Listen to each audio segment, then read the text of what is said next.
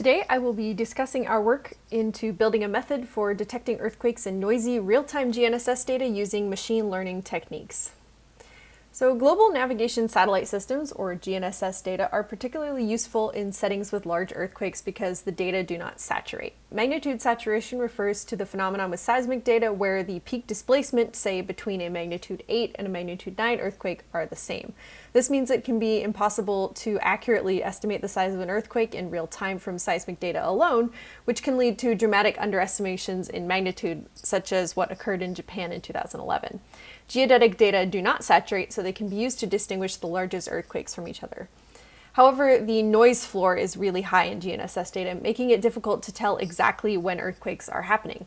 In this figure from Melgar et al. 2020, for example, we see 3 sample time series of GNSS data with varying levels of noise. The red trace, corresponding to the highest noise period, has random noise spikes that are over 25 centimeters in amplitude.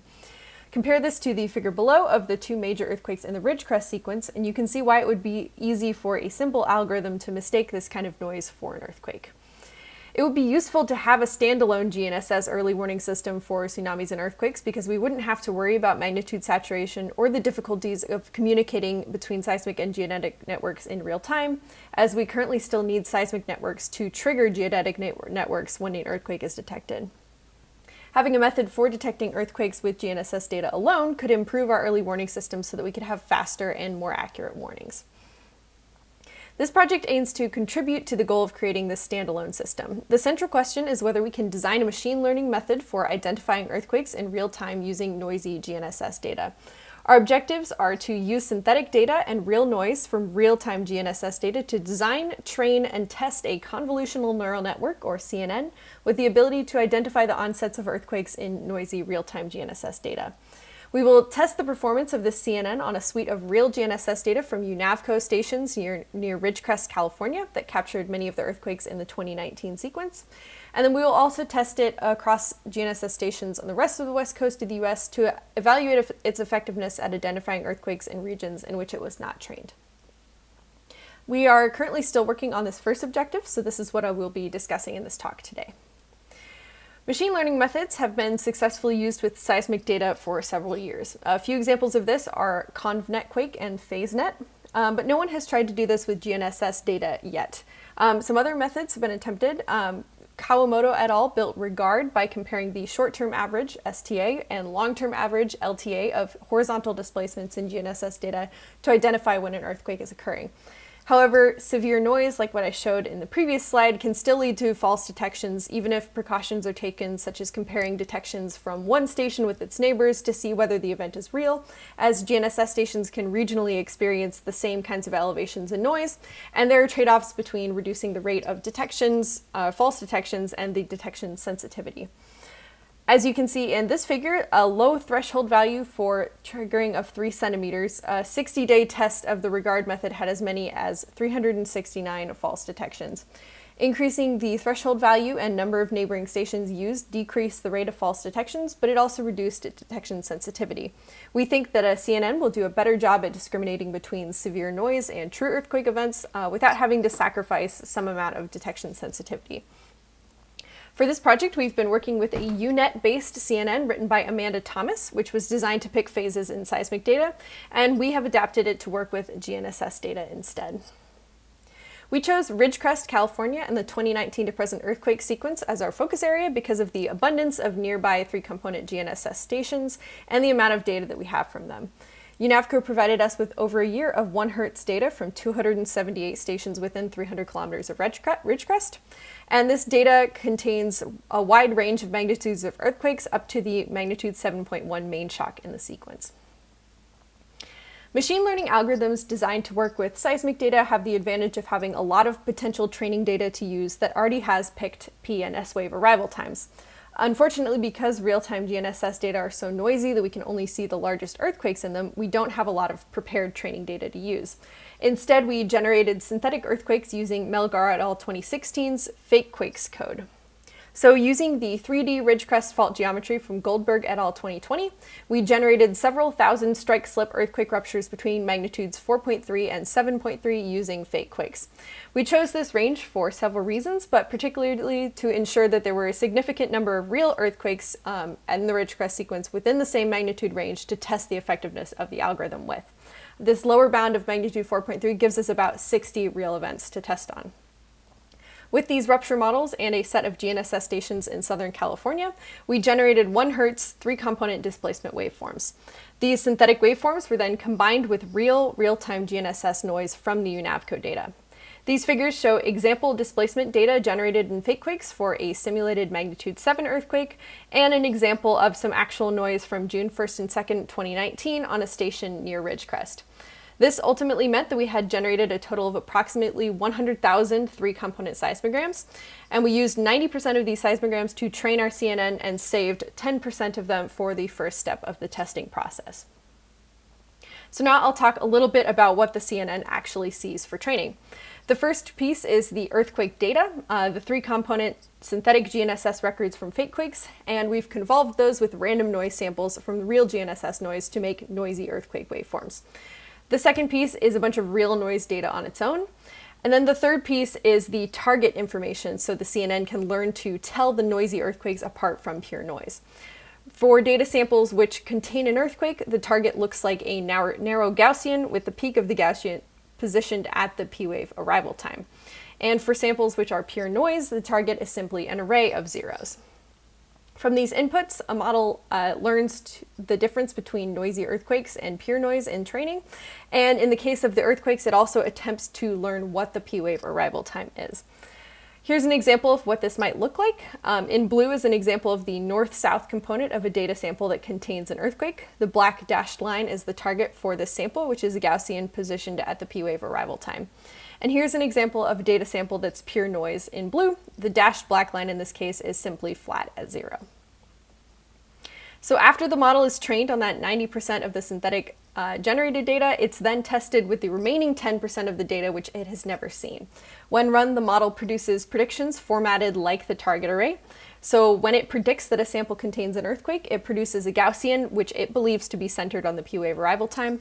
And when it predicts that a sample is just noise, it produces zeros or otherwise very small numbers depending on its confidence in that result. Here are some example cases of testing results, all showing the north-south component. This first one shows a true positive case where the CNN correctly identified that this sample contained an earthquake with the original data in blue, the target dashed in black, and the prediction dashed in red. Here's an example of a true negative case where the CNN correctly determined that this sample only contained noise. And here's an example of a false positive case where the CNN determined that an earthquake existed in the data that wasn't actually there.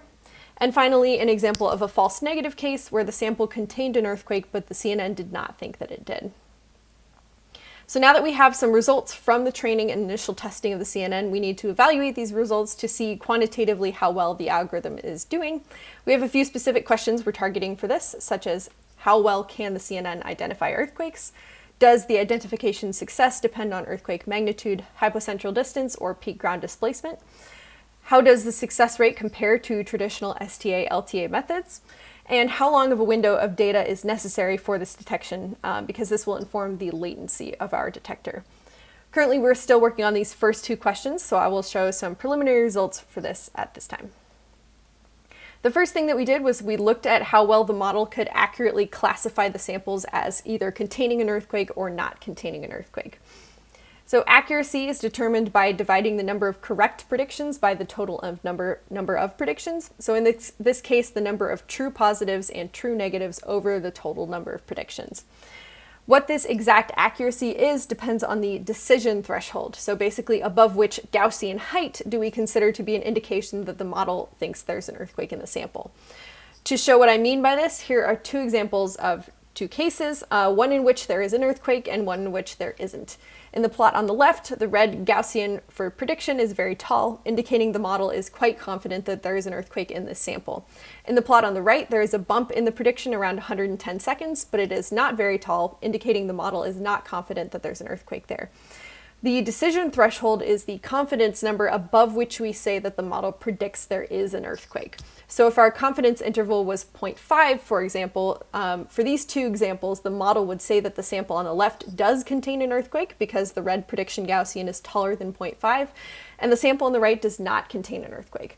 The model would be correct on both counts for this threshold. But if our threshold was 0.1, the model would say that both of these samples contain earthquakes, so it would be incorrect for the sample on the right. And I will note that this does not take into account the position of the Gaussian and whether it got the P-wave arrival time correct, only its height. So when we plot the accuracies for thresholds varying from 0 to 1, we find that generally the accuracy peaks around a threshold of 0.16 and decreases slightly from there. This peak accuracy, though, is only slightly over 60%, which is not very high. And we wanted to know why this might be the case. And this connects back to the second proposed evaluation question about whether identification success depends on factors like earthquake magnitude, hypocentral distance, or peak ground displacement. For the samples which represent true earthquakes, so situations in which the model produced true positive or false negative results, so correctly identifying an earthquake or missing an earthquake, we can plot accuracy versus metrics like earthquake magnitude, hypocentral distance, and peak ground displacement because we have these data from the fakequakes rupture information. When magnitude versus accuracy is plotted, we can see that the CNN's accuracy is only particularly high for earthquakes above magnitude 6.5. This is okay for our synthetic data because we have a uniform distribution of magnitudes, but of course in real life there are many fewer large magnitude earthquakes than small ones. We also plotted the algorithm accuracy versus hypocentral distance, which is the distance between the hypocenter of an earthquake and the GNSS station, and found that the algorithm had low accuracies over all distance bins.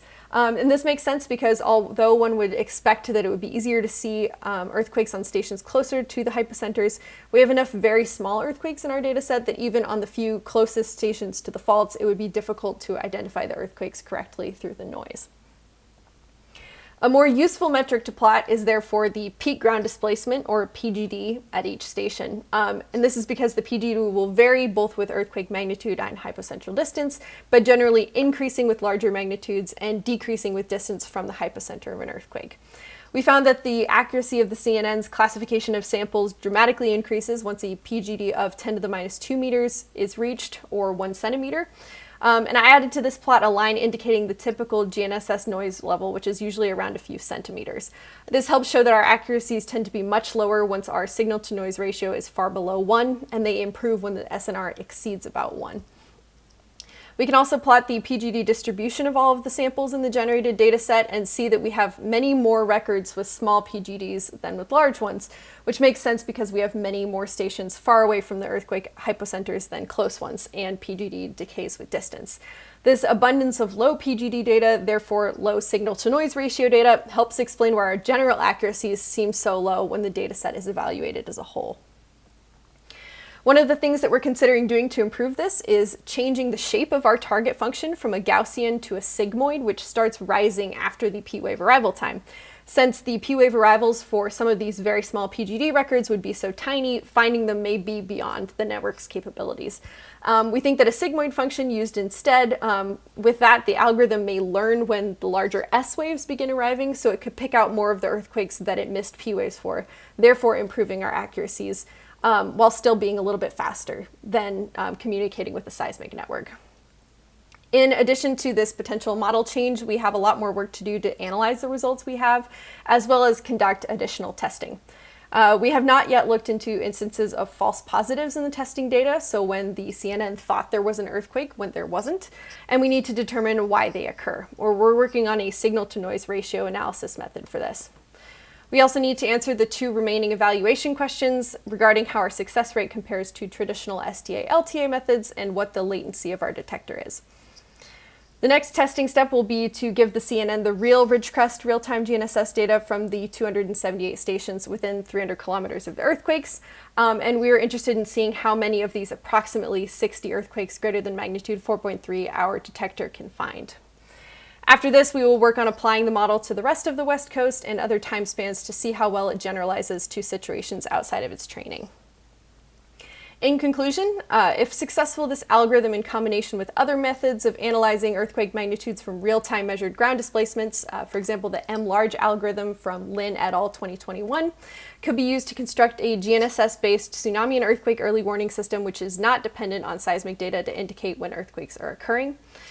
This could improve the efficiency and effectiveness of systems like Shake Alert, since we would not have to rely on two types of networks communicating in an event when seconds matter. And here's my contact information. I look forward to taking your questions in the live session.